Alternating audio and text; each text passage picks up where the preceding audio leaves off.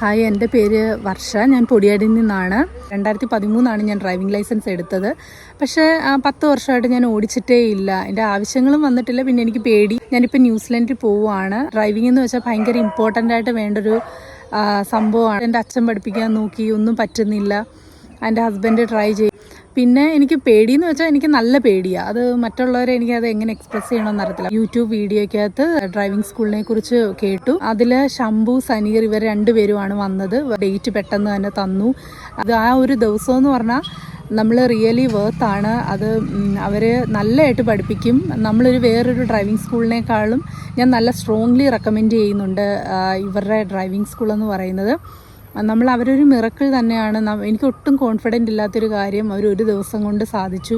എനിക്ക് നല്ല കോൺഫിഡൻ്റ് ആണ്, എന്നെക്കൊണ്ട് ഇനി പറ്റും ഡ്രൈവിങ്. ഒരു ദിവസം കൊണ്ട് നമുക്ക് ആ ഒരു കോൺഫിഡൻസും അത്യാവശ്യം ഓടിക്കാനും നമ്മൾ നന്നായിട്ട് പഠിക്കും. ഇവരോട് എനിക്ക്